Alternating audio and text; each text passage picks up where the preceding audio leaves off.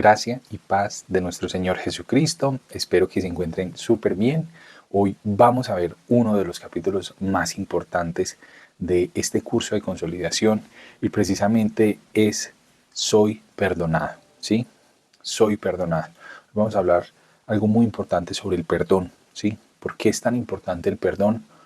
¿Por qué Dios nos perdonó, ha liberado perdón sobre nuestra vida? Y también, de cierta manera, ¿por qué nosotros también debemos perdonar a los que nos ofenden? Como precisamente dice la palabra y de hecho el Padre Nuestro. Entonces, para iniciar hay que comprender que existen dos alianzas, ¿cierto?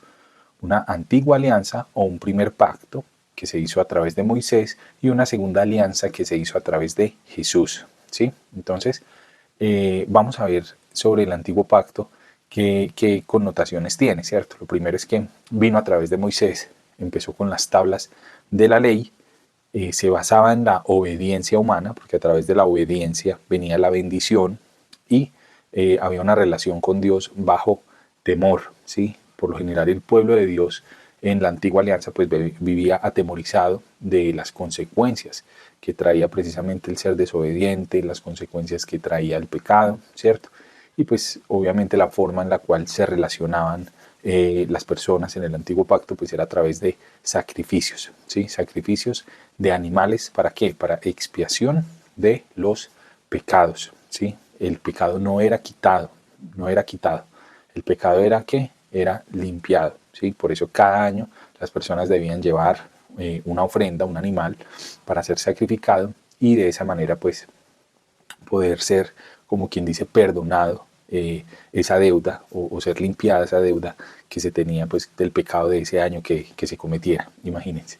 Ahora, en la nueva alianza pues tenemos a Jesús, empieza prácticamente en la última cena, obviamente pues él vino y empezó a hacer todo su ministerio a partir de los 30 años después de ser bautizado, pero él declara que esa alianza, ese pacto, comienza desde ahí, desde esa última cena donde nos pide que hagamos eso en conmemoración de él.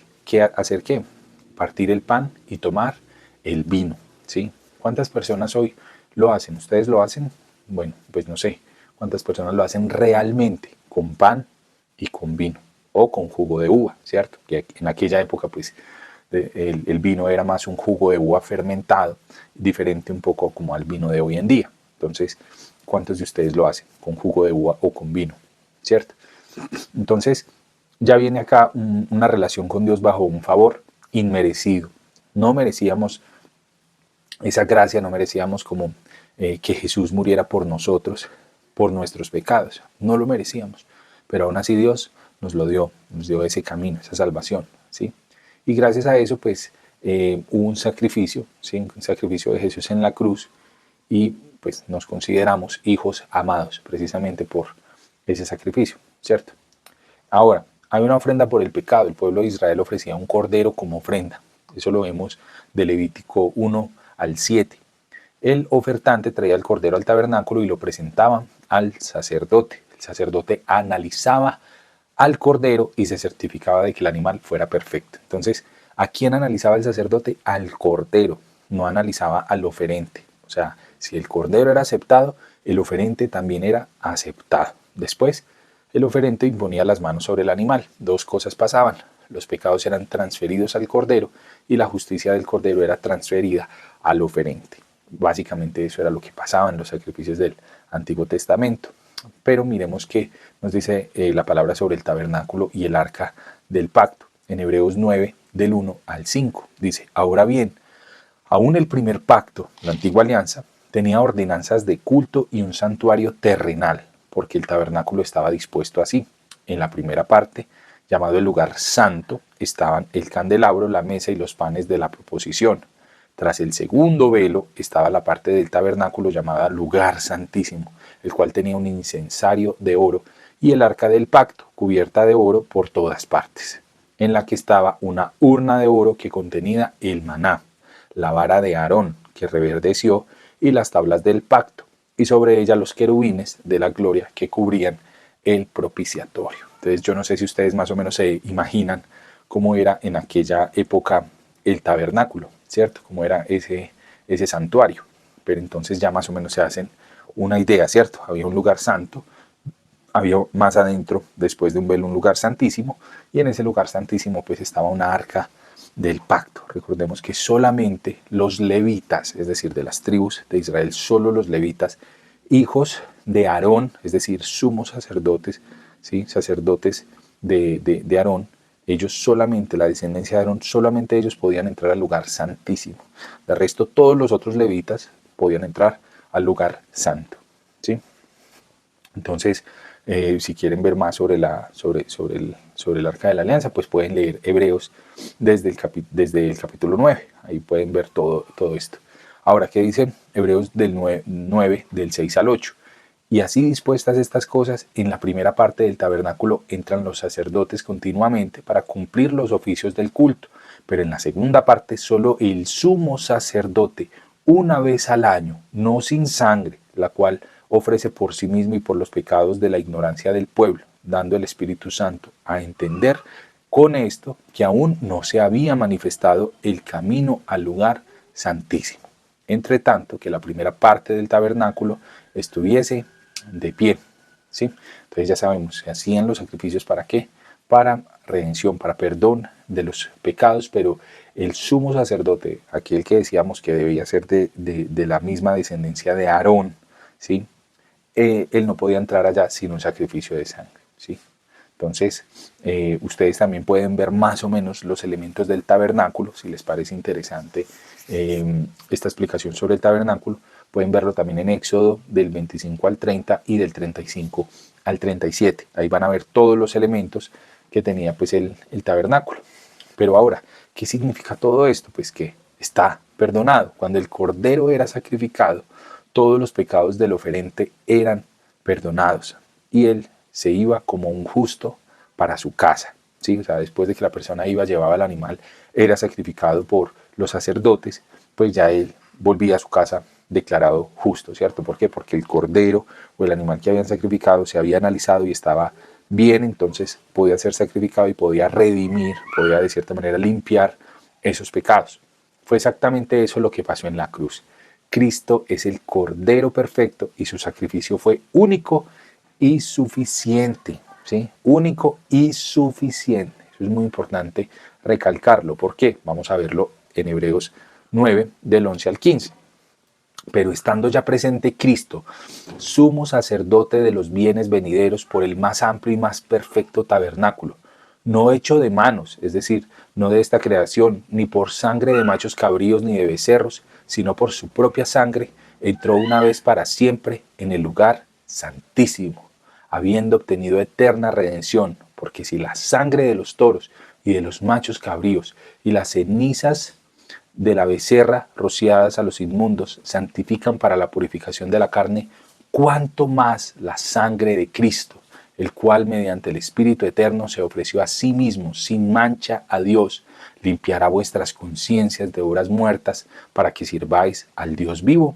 Así que por eso es mediador de un nuevo pacto, para que interviniendo la muerte, para la remisión de las transgresiones que había bajo el primer pacto, los llamados reciban la promesa de la herencia eterna. Es decir, ese sacrificio de Cristo, la sangre de Cristo, tiene mucho más poder que cualquier otro sacrificio humano que se haga y se haya hecho. Por eso, esa parte de los pecados, del perdón de los pecados, ya fue resuelta por Jesús hace 2000 años. Entonces, cuando tú tratas de decir, no, voy a hacer esto para perdón de los pecados, voy a hacer esto para justificarme delante de Dios, realmente lo que estás diciéndole a Dios es: Dios, qué pena, pero tu hijo es muy valioso, tu hijo Jesús es muy valioso, pero no alcanzó para pagar mi pecado. Yo tengo también que poner de mi parte. No hagas esto, porque realmente fue un solo sacrificio y fue suficiente para el perdón de todos nuestros pecados, ¿sí? Entonces, sigamos en esa misma línea, ¿no? Pero Mateo 27, del 50 al 51, ¿qué nos dice? Pero Jesús, habiendo otra vez clamado a gran voz, entregó su espíritu. Y aquí el velo del templo se rasgó en dos, de arriba a abajo, y la tierra tembló y las rocas se partieron. Es decir, cuando ya Jesús muere y entrega su espíritu, el velo del templo, es decir, el velo donde estaba el tabernáculo, donde estaba también el arca de la alianza, todo se rasga, ese velo se rasga de arriba abajo, en una clara señal de que ya el Espíritu no habitaba en cosas materiales, no habitaba más en ese tabernáculo, sino que pasaba a habitar ¿a dónde? En nosotros, ¿cierto? Por eso luego viene el bautismo con el Espíritu Santo, ¿sí?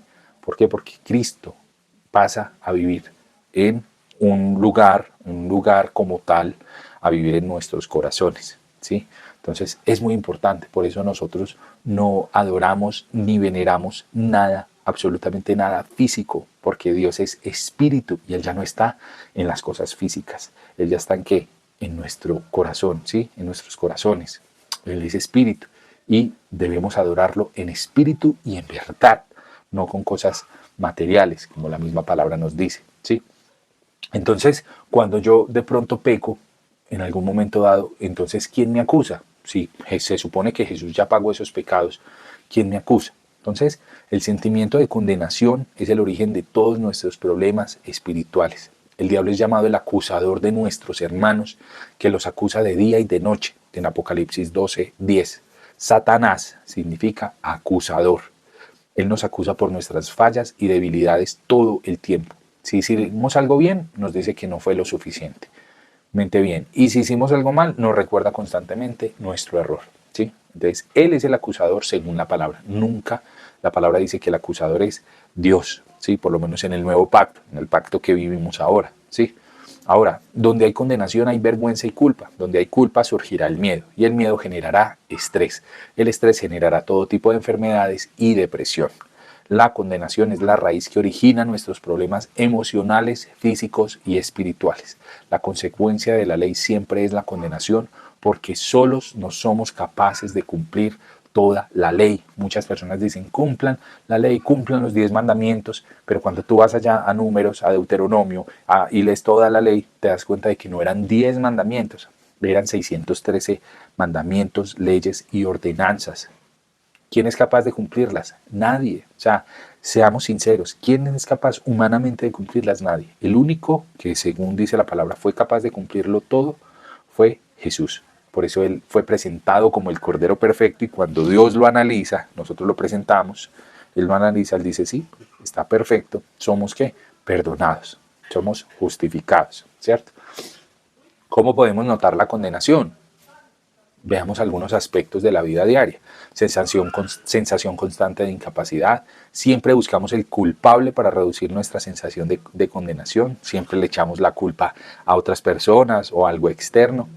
Nos escondemos de Dios porque no nos sentimos dignos o amados, ¿sí? Entonces es muy común que una persona bajo condenación no vuelva a la iglesia, no quiere ir a una célula, no se quiera reunir, quiera estar aislado completamente. Hay un sentimiento de complacencia y pasividad porque creemos que merecemos la condenación. Hay un autocastigo, un tipo de justicia propia, ¿cierto? Nos queremos castigar a sí mismos por el pecado. Y hay un sentimiento de inferioridad porque el diablo nos hace aceptar la condenación como una forma de humildad, ¿cierto? Entonces, pilas, ya no hay condenación en Cristo. Tú ya no estás bajo condenación, no creas en las acusaciones más de lo que crees en la sangre de Cristo. El motivo de no haber condenación es porque nuestros pecados fueron condenados en la cruz con Cristo. El mismo crimen no se puede pagar dos veces, no puede ser cobrado dos veces. ¿Qué dice Juan 8, 10 y 11? Enderezándose Jesús y no viendo a nadie sino a la mujer. ¿A cuál mujer? A la que encontraron en adulterio los fariseos y la llevaron a Jesús y le dijeron, bueno Jesús, esta mujer está en adulterio, entonces según la ley hay que apedrearla. ¿Qué hacemos? ¿Sí? Pero él era el único que no tenía pecado, ¿cierto? Entonces Jesús que dijo, bueno, el que esté libre de pecado, que tire la primera piedra. Y todos se fueron. Entonces, acá es muy lindo porque Jesús, viendo a nadie sino a la mujer, le dijo, mujer, ¿dónde están los que te acusaban? ¿Ninguno te condenó? Ella dijo, ninguno, Señor.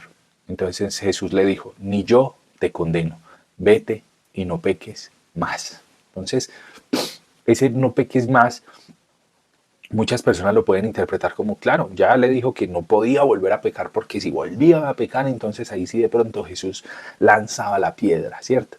Pero no, es que ese no peques más es realmente como lo que ella realmente no va a volver a hacer. ¿Por qué? Porque ella acaba de ser salvada de la muerte y el único que la podía acusar la perdonó y le dio amor y le dio gracia. ¿Lo merecía? No lo merecía, no lo merecía. Nosotros tampoco merecíamos su gracia, pero Él aún así nos dio su amor y su gracia. Entonces, el ser perdonados, el que es muy perdonado, ama más, ¿sí?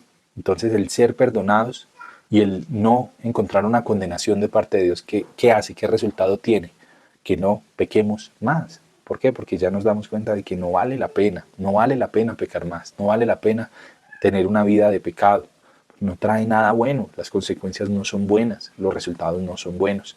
Pero ¿cómo lo entendemos? ¿Por la ley? ¿Porque nos lo impongan y nos lo digan? No, porque sabemos que tal vez en algunas situaciones en medio del pecado hemos pasado por peligros inminentes. Y aún así, como lo narra el Salmo 23, aunque anden en valle de sombra, ¿cierto? Allí encontramos a Dios y Él nos saca de ese valle de sombra y nos ayuda, a pesar de que no lo merecemos. Entonces, ese amor es el que nos hace realmente sentir perdonados. El diablo no tiene derecho de condenarnos. Sabemos que todavía pecamos tal vez, ¿cierto? Pero nuestra respuesta a toda acusación y condenación es que la sangre de Jesús. Cuando llegue el enemigo, cuando llegue el diablo a acusarte, ¿sí? Tú le muestras que al Cordero, la sangre de Jesús, ¿sí? Vas a ver esto cómo tiene poder en tu vida, porque eso acaba definitivamente el ciclo del pecado sexual, el ciclo del pecado de iras, el ciclo del pecado de mentiras, el ciclo del pecado de cualquier tipo, ¿sí? Solo esto lo puede hacer, declarar la sangre de Cristo, ¿sí? Incluso cuando venga la tentación y sea inminente la caída en el pecado, declara: yo soy la justicia de Dios en Cristo Jesús. En Cristo yo soy justo, en Cristo yo soy perdonado. Vas a ver el poder que eso tiene para tu vida. Vas a ver que eso, realmente declarar eso, en gracia y en amor de Dios, te va a liberar del pecado. No es la ley. La ley, ¿qué dice la palabra? La ley es la potencia del pecado. Infelizmente, la ley potencia el pecado. La ley nos hace conscientes, obviamente, del pecado, pero también lo potencia. Y el salario del pecado es la muerte. Y Dios no quiere que muramos. Dios quiere darnos vida y vida en abundancia, ¿sí? Entonces, el Espíritu Santo es un sello de Dios en nosotros. Sello significa seguridad y garantía, pero el Espíritu también es un testigo, y un testigo es aquel que habla de lo que ha visto y oído. Jesús dijo claramente que el Espíritu Santo vendría para convencer y no para condenar, ¿sí? Entonces, ¿de qué nos convence? Él vino a convencer al mundo del pecado. Por eso cuando tenemos al Espíritu Santo ya nosotros nos relacionamos diferente con el mundo, con las personas. No es que nos creamos VIP o de un grupo selecto, no. Lo que pasa es que ya nuestro espíritu se vuelve más receptivo, ¿sí? Se vuelve un poco más despierto en la parte espiritual y ya sabe cuando algo no nos conviene, ya sabe cuando en un ambiente hay algo pesado, hay algo que no está bien. Entonces eso genera que tengamos conciencia y tengamos intuición de que hay momentos y lugares en los cuales no deberíamos estar, acciones que ya no deberíamos hacer. Pero ¿quién nos convence? El Espíritu. El Espíritu, no es la ley, es el Espíritu que nos incomoda. Entonces hay que vivir en el Espíritu. Además, el Espíritu vino a testificar que somos hijos de Dios. Eso lo vemos en Juan 1:12. Y a darnos testimonio de que somos perdonados, como nos indica Hebreos 10, del 15 al 17. Entonces, escucha a la sangre de Cristo. La palabra de Dios nos dice que la sangre habla. ¿Esto no es sorprendente? En Hebreos 12 dice que la sangre de Jesús habla y que la sangre de Abel también hablan, ¿sí? ¿Qué dice Hebreos 12:24? A Jesús, el mediador del nuevo pacto, y a la sangre rociada que habla mejor que la de Abel, ¿sí? Entonces ustedes se acuerdan qué pasó con Caín y Abel, ¿cierto? Entonces Caín mató a su hermano Abel, ¿sí? Y cuando Dios le pregunta a Caín: ¿dónde está tu hermano? Dijo: ¿yo acaso soy guarda de mi hermano? Dios le dice: ¿qué has hecho? La voz de la sangre de tu hermano clama a mí desde la tierra. Eso lo vemos en Génesis 4:9. Entonces, la sangre clama, ¿sí? ¿Qué dice la sangre de Abel? Clama por justicia y por venganza, ¿sí? Pero la Biblia dice que la sangre de Jesús habla de cosas superiores. ¿Qué clama la sangre de Jesucristo? Cuando lo azotaron, le pusieron una corona de espinas, los clavos en los pies y en las manos, y la sangre fue derramada en la cruz. ¿Qué dijo Jesús? Jesús decía: Padre, Lucas 23:34, Padre, perdónalos, porque no saben lo que hacen. La sangre de Jesús no nos lleva a la venganza, nos lleva al perdón, a la reconciliación, también a perdonar, a pedir perdón a quienes les hemos hecho daño, pero también a perdonar a quienes nos han hecho daño y nos han pedido perdón. y nosotros tal vez hasta hoy no los hemos perdonado. La sangre de Jesús está hablando de perdón, misericordia y gracia. Necesitamos escuchar a la sangre porque nos está diciendo que somos perdonados. El perdón de los pecados que genera fe, amor y nos llena del Espíritu Santo. Así que declara hoy, soy perdonado. Declara ahí en tu casa donde estás, soy perdonado por la sangre de Jesús, por la obra poderosa de Jesús en la cruz. Amén. Nos vemos en un próximo capítulo de este curso de consolidación espiritual. Dios te bendiga en el nombre del Señor Jesús.